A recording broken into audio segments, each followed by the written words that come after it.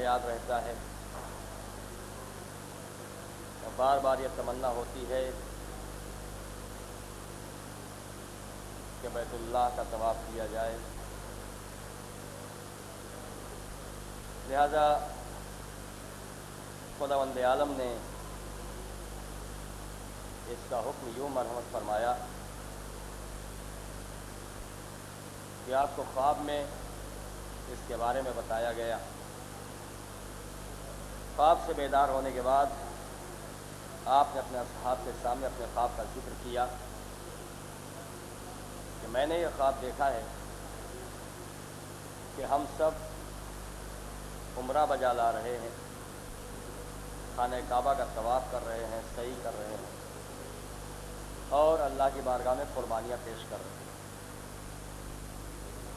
اصحاب بھی مچل اٹھے اور گزارش کر رہے ہیں کہ یا رسول اللہ پھر دیر کاہے کی ہے،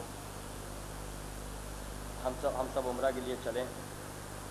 چنانچہ پیغمبر السلام نے اعلان فرمایا اور لوگ عمرہ کے لیے تیار ہو گئے۔ 1400 مسلمانوں کا قافلہ لے کر کے آپ مدینہ سے روانہ ہوئے۔ آپ کے روانہ ہونے کی خبر مکے والوں کو ہو گئی۔ انہوں نے آپس میں مشورہ کیا اور 200 کا لشکر دے کر کے خالد بن ولید کو بھیجا گیا کہ جو پیغمبر کو مکہ آنے سے روک دے۔ خالد بن ولید یہ لشکر لیے ہوئے چلا۔ ادھر سرکار دو عالم نے مدینہ سے باہر آ کر کے آج جس مقام پہ مسجد شجرہ ہے جہاں سے احرام باندھے جاتے ہیں، اس منزل پہ آ کر کے آپ نے احرام باندھا، آپ کے ساتھ دوسرے لوگوں نے احرام باندھا اور اپنے اونٹوں کے کوہان کو زخمی کیا تاکہ یہ نشانی بن جائے کہ یہ جانور حرم کے لیے ہیں، یعنی قربانی کے لیے۔ آپ آہستہ آہستہ آگے بڑھتے جا رہے تھے اور خالد بن ولید 200 کا لشکر لیے ہوئے چھپتا چھپاتا آپ کے ساتھ ساتھ چل رہا تھا۔ اس کی کوشش یہ تھی کہ کسی موقع پر پہنچ کے ایسے مقام پہ حملہ کیا جائے جہاں مسلمان غافل ہوں تاکہ ہم انہیں واضح طور پہ نقصان پہنچا سکیں۔ چنانچہ ایک منزل پر پہنچ کر کے قافلہ ٹھہرا اور نماز ظہر اور عصر ادا کرنے کے لیے لوگ تیاری کرنے لگے۔ خالد بن ولید نے اس موقع کو غنیمت سمجھا اور یہیں پہ حملہ کرنے کا منصوبہ بنا کے تیار ہو گئے کہ جب یہ حالت نماز میں ہوں گے تو ہم ان سب کو تلوار کی باڑ پہ رکھ لیں گے اور پھر جتنے مسلمان ہیں سب کو قتل کر دیا جائے گا۔ خالد بن ولید اپنے منصوبے کو عملی جامہ پہنانے کے لیے پوری طرح تیار، اور ادھر خداوند عالم نے جناب جبریل کو بھیجا نماز خوف کا حکم دے کر کے کہ یہاں پر نماز خوف پڑھ کر کے یہاں سے آگے بڑھا جائے۔ نماز خوف کا حکم آنا تھا تو معلوم ہو گیا کہ دشمن ساتھ ساتھ چل رہا ہے جو حملہ کرنا چاہتا ہے۔ نماز خوف کیا ہے لوگ جانتے ہیں، میں بچوں کے لیے عرض کر دوں کہ جب کوئی ایسا مرحلہ ہو جہاں جان کا خطرہ آ جائے، دشمن حملہ کرنے والا ہے، ایسے سلسلے میں یہ نماز پڑھی جاتی ہے جس کا طریقہ یہ بتایا جناب جبریل نے آ کر کے کہ آپ نماز کے لیے کھڑے ہوں، آدھا لشکر آدھے مسلمان آپ کے ساتھ نماز میں شریک ہوں گے اور آدھے مسلمان دشمنوں کے مقابلے پہ ہوں گے۔ 2 رکعت نماز ختم ہونے کے بعد جو آپ کے ساتھ نماز پڑھ رہے ہیں یہ فوراً نماز تمام کر کے اٹھیں گے اور دوسرے مسلمانوں کی جگہ لے لیں گے، وہ مسلمان آ کے باقی 2 رکعت میں شامل ہو جائیں گے۔ اس طریقے سے نماز خوف ادا کی جائے گی، نماز بھی ہو جائے اور دشمن سے حفاظت بھی رہے۔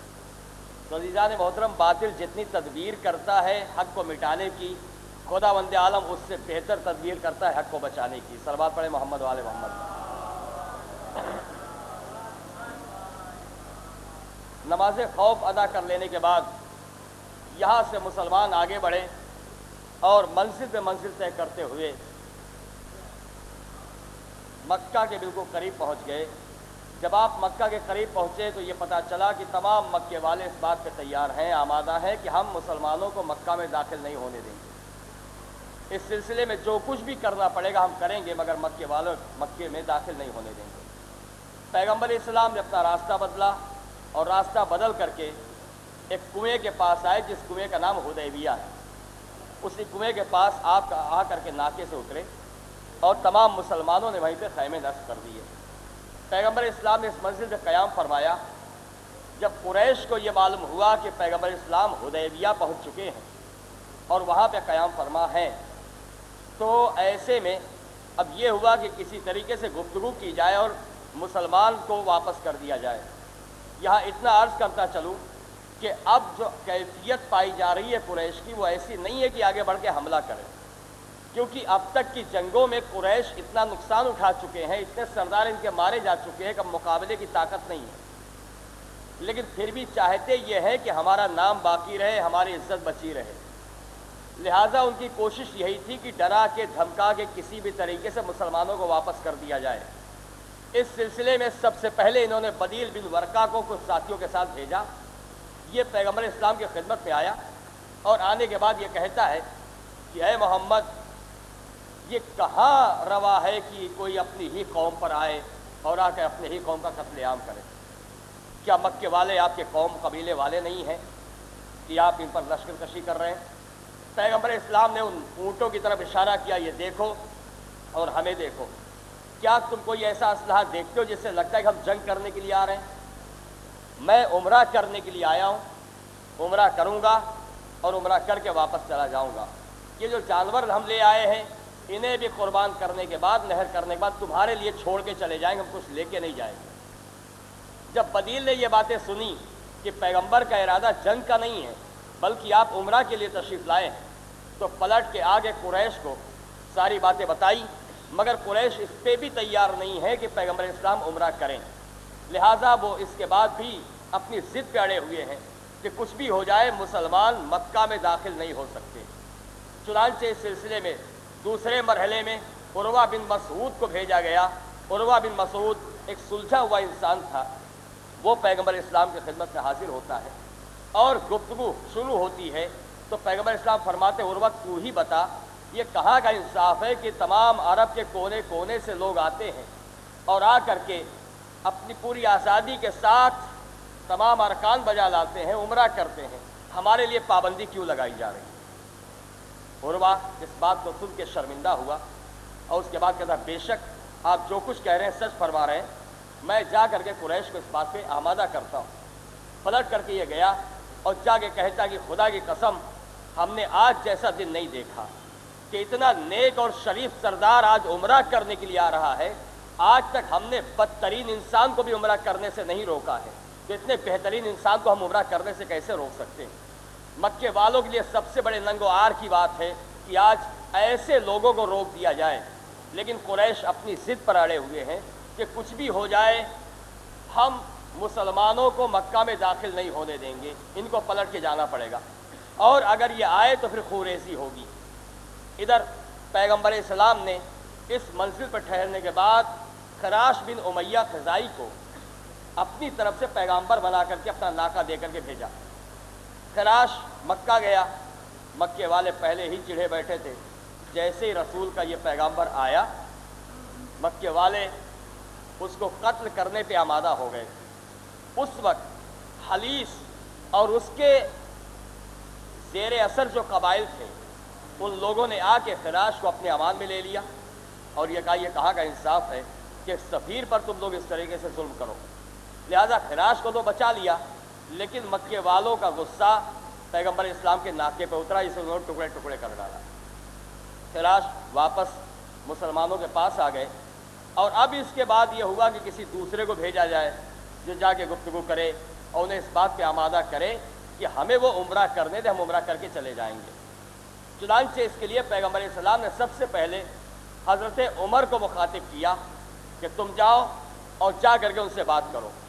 इन्होंने माजरत की, या रसूलुल्लाह, मेरा कोई हामी मक्का में नहीं है, मेरा कोई रिश्तेदार, कोई कबीले वाला, कोई सपोर्टर मक्का में नहीं है, अगर मैं जाऊंगा तो मेरी जान का खतरा है।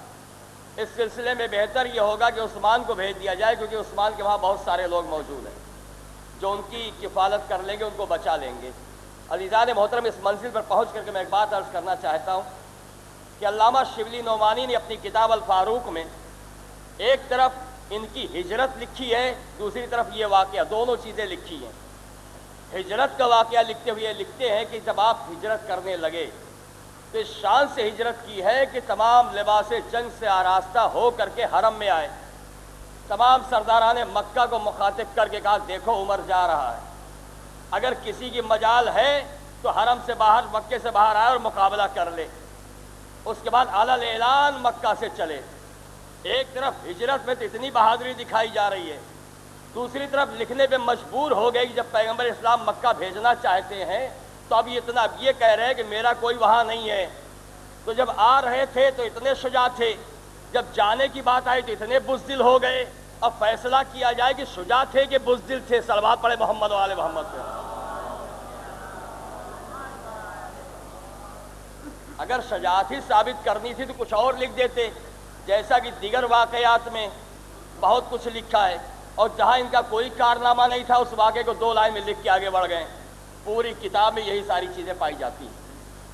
چنانچہ جب ان کا انکار ہوا تو پیغمبر اسلام نے عثمان کو بلایا اور یہ کہا کہ جاؤ مکہ جا کر کے ان لوگوں سے باتیں کرو.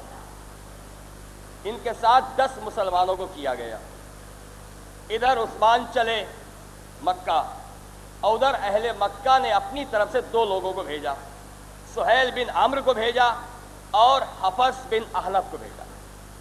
یہ دو افراد وہاں سے آئے گفت و شنید کرنے کے لیے پیغمبر اسلام سے. ادھر یہ پہنچے مکہ, ادھر یہ دونوں آئے. ابھی گفتگو ہو ہی رہی ہے کہ کسی نے افواہ پھیلا دی کہ عثمان قتل کر دیے گئے. جب ان کے قتل کی خبر مسلمان کے لشکر میں پھیلی تو سب غصے سے پاگل ہو اٹھے, اور اس کے بعد سب بس اس بات پہ آمادہ کہ اب کچھ نہیں, جنگ ہوگی, ہم اس خون کا انتقام لیں گے, کیونکہ اس بنا پہ کیسے قتل کیا جائے گا. بہرحال یہ سفیر بن کے گئے تھے, اور دستور کے مطابق کسی سفیر کو کوئی نقصان نہیں پہنچایا جا سکتا, چاہے کتنی ہی دشمنی کیوں نہ ہو. لہٰذا یہاں جب سب آمادہ جنگ ہو گئے تو پیغمبر اسلام نے یہ نہیں فرمایا کہ جنگ نہیں کریں گے, بلکہ ان کی آمادگی پر حضرت اپنی جگہ سے اٹھے. ایک ببول کا درخت تھا, اسی درخت کے پاس پہنچے اور پہنچ کر کے یہ اعلان کیا کہ اگر تم سب جنگ کرنا چاہتے ہو تو آؤ, مرنے مارنے پر آمادہ ہو تو ہمارے ہاتھ پہ بیعت کرو. مسلمانوں سے اس منزل پر پیغمبر اسلام بیعت لے رہے ہیں. اب یہ بیعت جو لی جا رہی ہے, سارے مسلمان آئے پیغمبر اسلام کے دست مبارک پہ بیعت کر رہے ہیں. کس بات کی بیعت ہو رہی ہے؟ کہ ہم پیچھے قدم نہیں ہٹائیں گے, میدان سے فرار نہیں ہوں گے. لہذا بیعت ہوتی رہی. اسی بیعت کو تاریخ میں بیعت رضوان اور بیعت شجرہ کہا جاتا ہے, جو اس درخت کے نیچے لی گئی ہے. یہ درخت بیعت کے سبب اتنا متبرک ہو گیا کہ بعد میں بھی مسلمان جب کبھی یہاں سے گزرتا تھا تو اس درخت کے نیچے 2 رکعت نماز ضرور پڑھتا تھا. یہ ہمیشہ کا دستور تھا. جب خلیفہ دویم کا زمانہ آیا تو انہیں نہ جانے کیا ناپسند آیا, نہ جانے کیا برا لگا. انہوں نے اعلان کیا کہ اگر کوئی بھی مسلمان اس درخت کے نیچے نماز پڑھے گا تو میں اسے قتل کر ڈالوں گا. اور انہوں نے اپنے زمانے خلافت میں اس درخت کو کٹوا دیا, جو مسلمانوں کے لیے متبرک مقام تھا, ایک آثار تھا, ایک نشانی تھی, اس کو انہوں نے ختم کروایا. تو آج اگر آثار مٹائے جا رہے ہیں تو عزیزان محترم یہ آج کی نئی بات نہیں, یہ سیرت وہیں سے چلی آ رہی جو آثار اسلام مٹائے جا رہے ہیں. صلوات پڑھے محمد و آل محمد پر. ادھر بیعت ہوئی.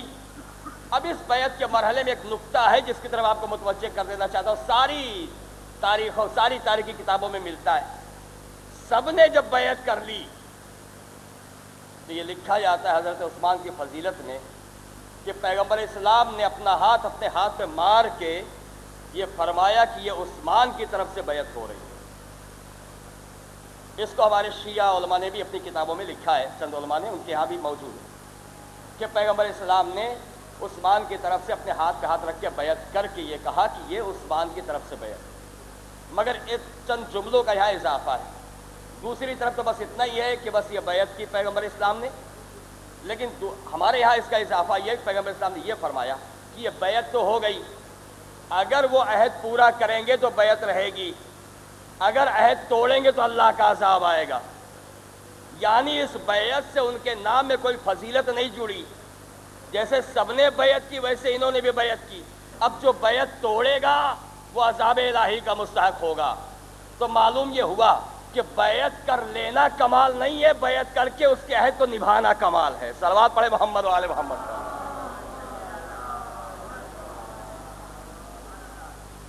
لیکن یہاں ایک بات اور ہے کہ خبر یہ آئی تھی کہ حضرت عثمان قتل کر دیے گئے.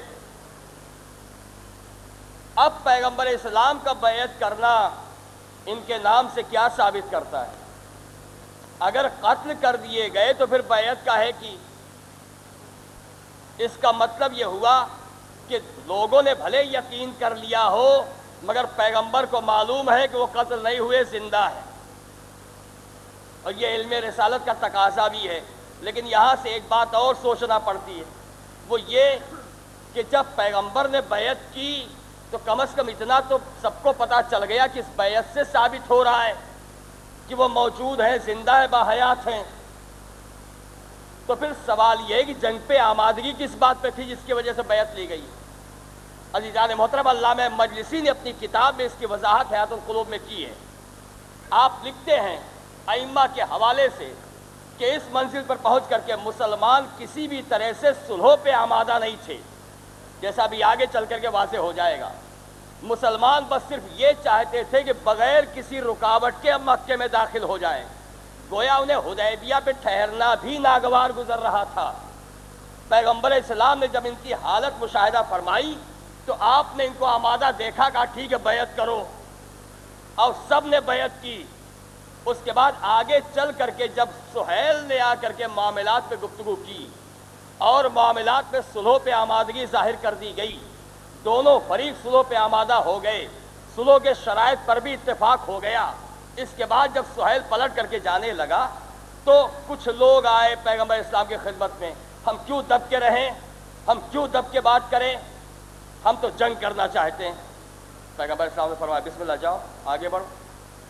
کچھ قریش موجود، یہ لوگ گئے حملہ کرنے کے لیے۔ جب قریش نے یہ دیکھا کہ حملہ کرنے آ رہے ہیں، پلٹے۔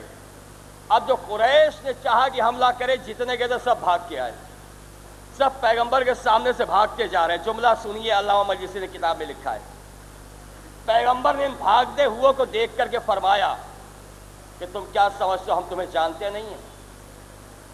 بدر میں تم کتنے سورما اور کتنے بزدل تھے، ہماری نگاہ سے نہیں چھپے ہو۔ آج رسول گواہی دے رہا ہے، احد میں کتنا بھاگے تھے ہم جانتے ہیں، لہذا یہ نمونہ تھا۔ اب سمجھیے اس جملے کو جو پیغمبر نے فرمایا کہ اگر عہد کو پورا کریں گے تو ٹھیک، ورنہ اللہ کا عذاب آئے گا۔ تو بیعت کر لینا اور بات ہے، عہد کا پورا کرنا اور بات ہے۔ نمونہ سامنے آ گیا، اب لوگ شرمندہ ہو کر کے کھڑے ہو گئے، یا رسول اللہ جو کچھ بھی آپ کریں گے بہتر ہوگا۔ یہ علامہ مجلسی کی روایت تھی جو میں نے آپ کے سامنے پیش کی۔ اب اس کے بعد اس واقعے کو ذرا آگے بڑھا، صلوات پڑھیں محمد والے محمد کو۔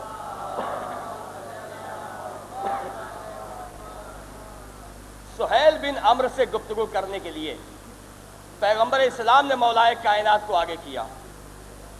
علی اور سہیل میں گفتگو شروع ہوئی، صلح کے شرائط پر بات ہوتی جا رہی ہے۔ جب گفتگو مکمل ہو گئی تو 6 شرائط پر صلح ہوئی ہے۔ وہ 6 شرطیں کیا ہیں؟ پہلی شرط یہ ہے کہ مسلمان اس سال بغیر عمرہ کیے ہوئے یہیں سے پلٹ کے چلے جائیں گے۔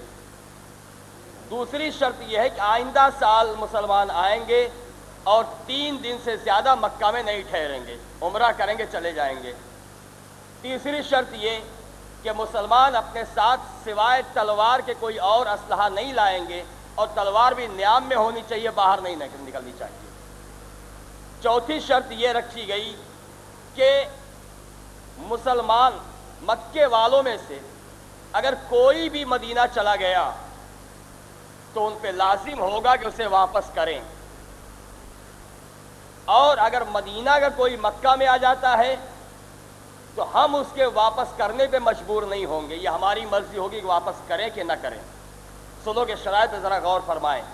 یہ ساری وہ شرائط ہیں جو سہیل نے پیش کی تھی اور پیغمبر اسلام نے قبول فرمائی۔ اس کے علاوہ اگلی شرط یہ تھی اس منزل پر کہ فریقین سے جو بھی قبیلہ معاہدہ کرے گا، اس کی ذرا وضاحت کر دوں کہ ایک فریق مسلمان ہے، دوسرا فریق اہل مکہ ہے جو صلح ہو رہی ہے، اور اس کے علاوہ اطراف میں چھوٹے چھوٹے قبیلے آباد ہیں، عرب کے تمام علاقوں میں بہت سے قبیلے آباد ہیں۔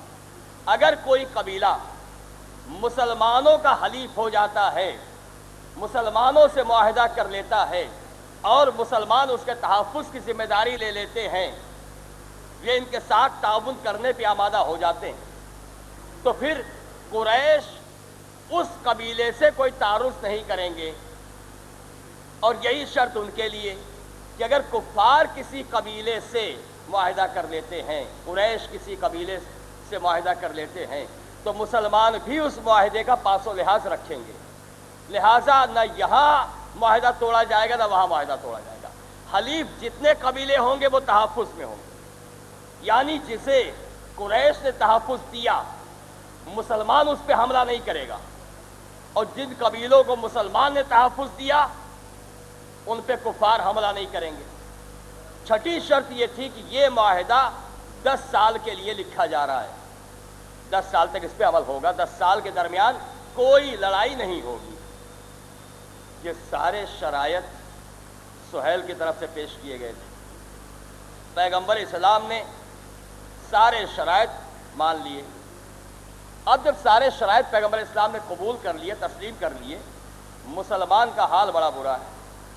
مسلمان پیچ و تاب کھا رہا ہے کہ اتنا جھک کر کے کیوں سلو کی جا رہی ہے، کیونکہ اس میں ساری شرطیں ان لوگوں کی ہیں، اور ظاہراً اگر دیکھا جائے تو زیادتی ہے، کوئی بھی شرط ایسی نہیں ہے جو کہ معقول مانی جائے ظاہری طور پر، لیکن اللہ کا رسول ہے، ظاہری چیزوں کو دیکھ کے نہیں چلتا۔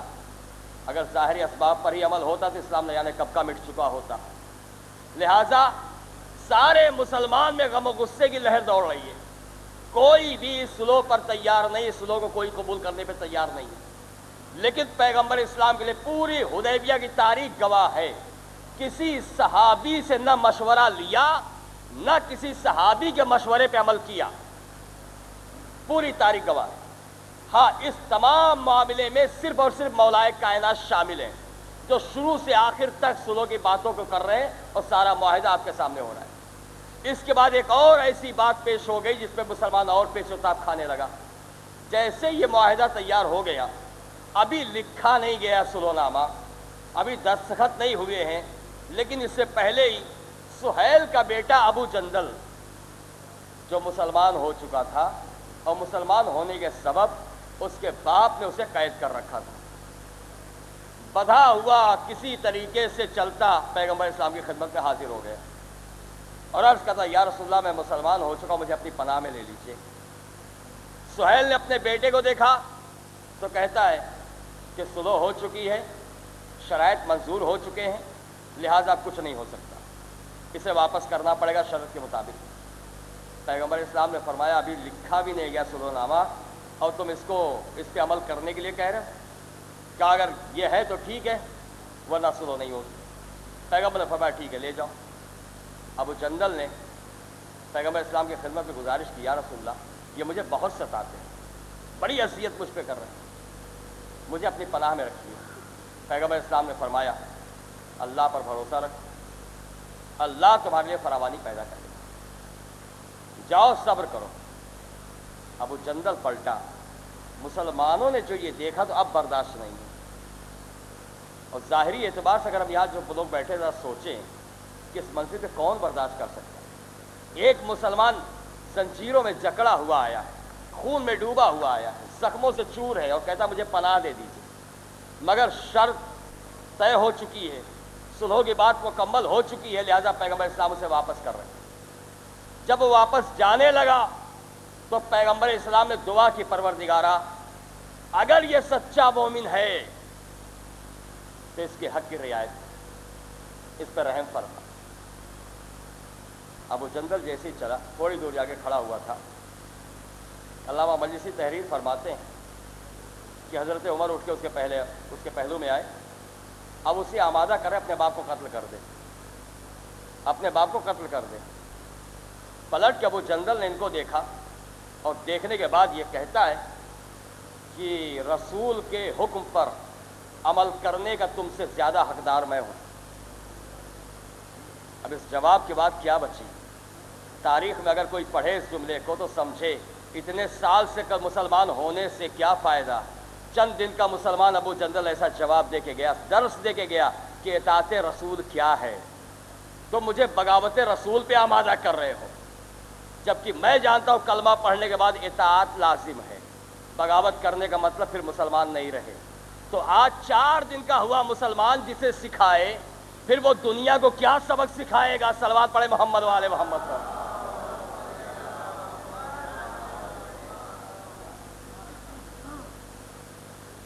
باپ بیٹے کو لے کے چلا، ابھی تھوڑی دور گیا تھا کہ کچھ غلام اور کچھ نوکر جیسے ملازم جیسے لوگ چلے آ رہے ہیں۔ یہ سہیل کے اور دیگر اہل مکہ کے غلام اور ملازم تھے، ان میں اکثر مسلمان ہو چکے تھے۔ سہیل نے جب یہ دیکھا تو آ کے کہا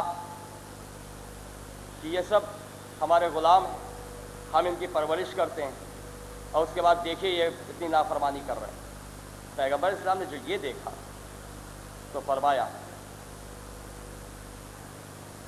کہ ابھی بھی سمجھ جاؤ اور حق کے راستے پہ آ جاؤ، ورنہ تمہاری طرف ایسے آدمی کو بھیجوں گا جو خدا کے معاملے میں کسی کی رعایت نہیں کرتا۔ وہ جائے گا تو تمہارے گھروں کو برباد کر دے گا، تم سب کی گردنیں اڑائے گا۔ یہ وہ ہے کہ جس کے ایمان کا اللہ امتحان لے چکا ہے۔ جب یہ کہا تو ایک صاحب کو شوق ہوا، کہیں میں تو نہیں ہوں؟ آگے بڑھے، یا رسول اللہ وہ کون ہے؟ میں تو نہیں، کہا تم نہیں ہو۔ دوسرے کے بارے میں پوچھا، فلاں تو نہیں ہے؟ کہا وہ بھی نہیں۔ کہا پھر کون ہے؟ کہا وہ جو میری جوتیوں میں ٹاکا لگا رہا ہے۔ اب مسلمان جو دوڑے تو کیا دیکھا؟ مولائے کائنات بیٹھے ہوئے رسول کی جوتیاں ٹاک رہے تھے۔ صلوات پڑھے محمد والے محمد کا۔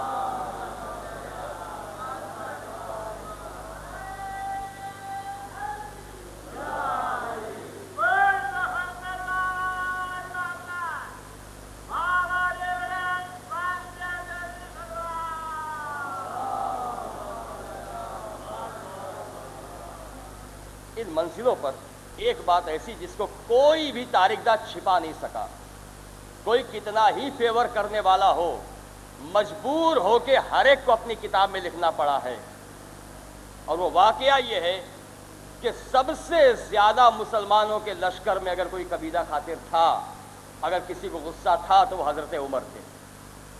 چنانچہ اسی میں پیچ و تھاپ کھاتے ہوئے پیغمبر اسلام کی خدمت میں حاضر ہو گئے اور گستاخانہ انداز میں پیغمبر اسلام سے گفتگو کرتے ہیں۔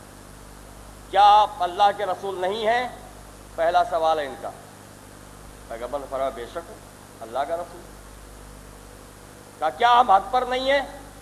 کہا بے شک ہم ہی حق پر ہیں، کوئی دوسرا حق پر نہیں ہے۔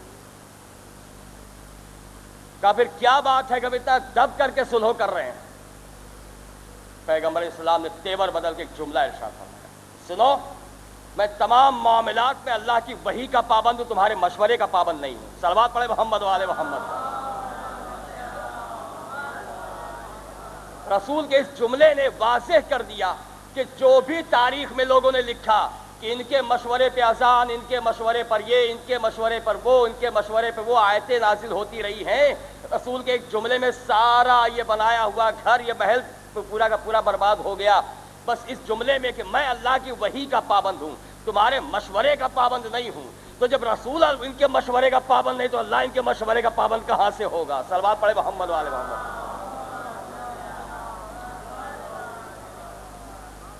لیکن غصہ ابھی بھی کم نہیں ہوا، پلٹ کے آئے حضرت ابوبکر کے پاس، اور جو وہاں کہا تھا وہی یاد ہو رہا ہے، کیا یہ رسول نہیں ہے؟ کہا کیوں؟ اتنے سال سے کلمہ پڑھتے، بے شک ہم نے رسول مانا، رسول ہے۔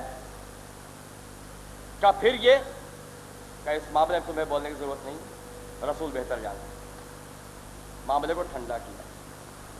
غصہ تو بہت، اس غصے کے عالم میں کیا کرتے ہیں، سارے پیچ و تاب کھا رہے۔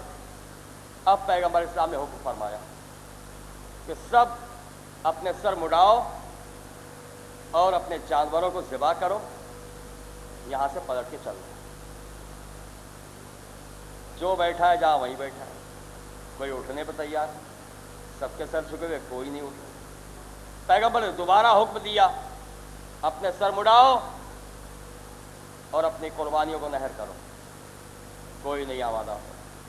تیسری مرتبہ آپ نے پھر حکم دیا، یہ سارے مسلمان بیٹھے رہے، ایک بھی نہیں اٹھا، سب خاموش بیٹھے رہے۔ یا ٹھہر کر کے ایک بات عرض کرنا چاہتا ہوں، یہ مسلمان جو خاموش بیٹھے تھے کیوں بیٹھے تھے؟ ان کا بیٹھنا یہ بتا رہا ہے کہ جو ہوا یہ انہیں پسند نہیں تھا. کھلی ہوئی بات ہے، واضح بات. گویا یہ چاہتے تھے کہ دبیں گے نہیں، جنگ کریں گے.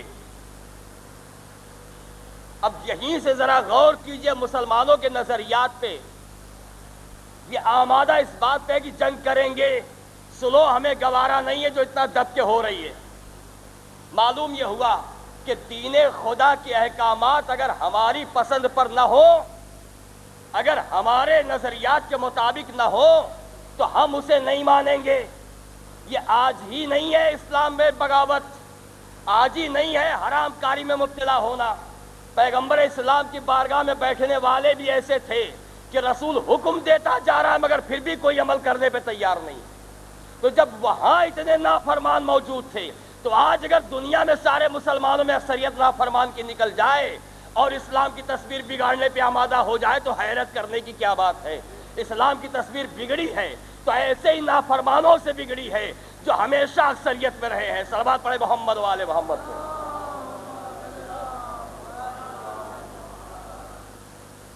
پیغمبر اسلام نے جب 3 مرتبہ حکم دیا اور کوئی عمل نہیں ہوا تو آپ قیس و غضب، حزن و ملال کے عالم میں اپنے خیمے میں داخل ہوئے. جناب ام سلمہ نے جو آپ کے ساتھ تھی دیکھا، چہرے پہ حزن و ملال دریافت کیا. پیغمبر اسلام نے فرمایا ام سلمہ دیکھ رہی ہو آج میں ان کو حکم دے رہا ہوں، کوئی میرا حکم نہیں مان رہا، کوئی میری بات نہیں مان رہا. اب عرض کروں جو رسول دنیا سے کہتا ہوا گیا، جتنا میری امت نے مجھے ستایا کسی نبی کو اس کی امت نے نہیں ستایا. مجھے بتائیے اس سے بڑھ کر اذیت کیا ہوگی جو یہاں دی گئی. ام سلمہ نے مشورہ دیا، یا رسول اللہ آپ کسی سے کچھ نہ کہیے، اس وقت یہ اس حالت میں نہیں ہے کہ آپ کی باتوں پہ غور کریں، آپ خود آگے بڑھ کے قربانی کیجیے، آپ کا سر مڑائیے. پیغمبر اسلام باہر آئے، علی کو بلایا اور بیٹھے، سر مڑایا، قربانی نہر کی گئی. اب جو مسلمانوں نے دیکھا تو مجبوراً اٹھے. اس کے بعد تاریخ میں یہ ہے ایک دوسرے کا جب بال اتارنا شروع کیا، سر موڑنا شروع کیا تو ایسے موڑ رہے تھے لگتا اس کا گلا کاٹ رہے ہیں غصے کے اندر. یعنی ابھی بھی غصہ ہے، ابھی بھی غصہ ہے. تو اسلام اس کا نام نہیں ہے. اسلام سر جھکا دینے کا نام ہے. اپنی خواہشات کو سامنے لانے کا نام اسلام نہیں ہے. قافلہ واپس ہوا. اب یہ قافلہ واپس ہو کر کے مدینہ آیا. چند دنوں کے بعد ابو بصیر مسلمان ہوا، مکے کا رہنے والا، اور چھپ چھپا کر کے مدینہ آ گیا. شرط کے مطابق اہل مکہ نے 2 آدمیوں کو بھیجا اسے واپس لانے کے لیے. وہ لوگ آئے پیغمبر اسلام کی خدمت میں، ابو بصیر مسلمان ہو کے آ گیا، اسے واپس کیا جائے. پیغمبر اسلام نے اسے واپس کر دیا.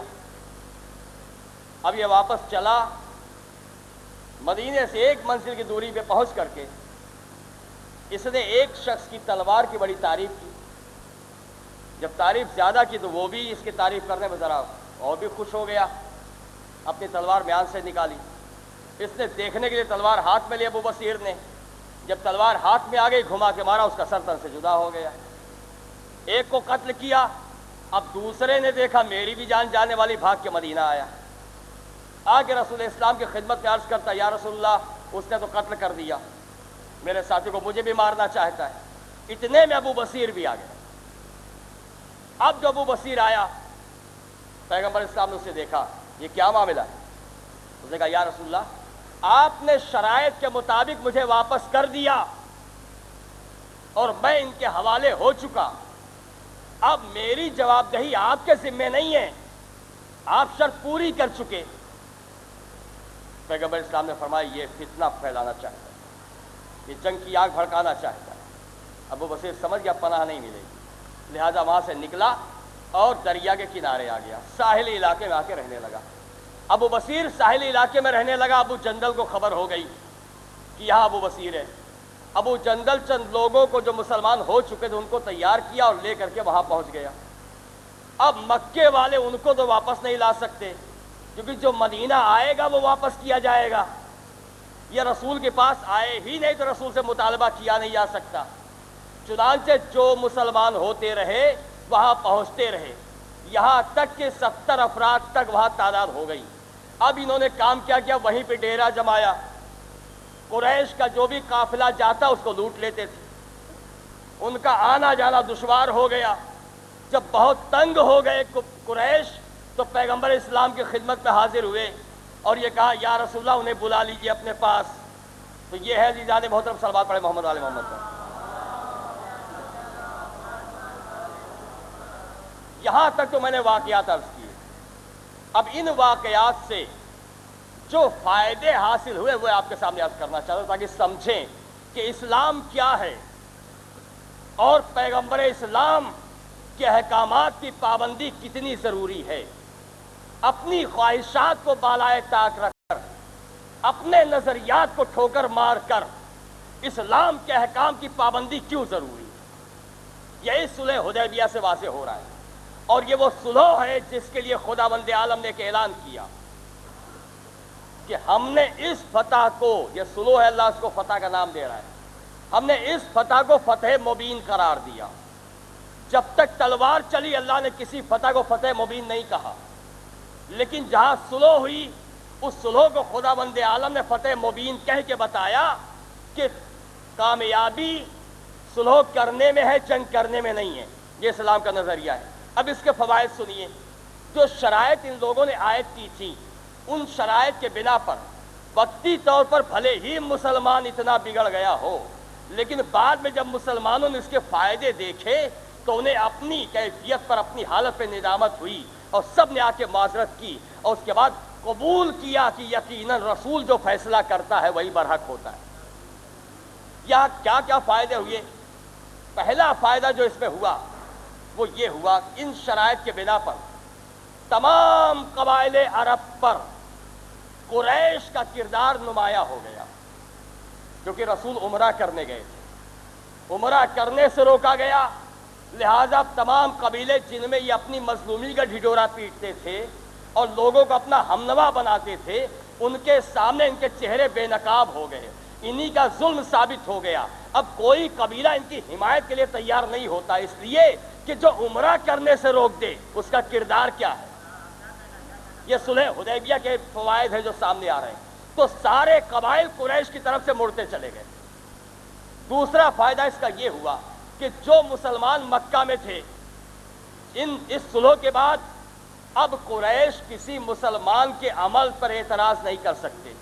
جو گھروں میں چھپ کے عبادت کرتے تھے اب علیہ عبادت کرنے لگے، انہیں روک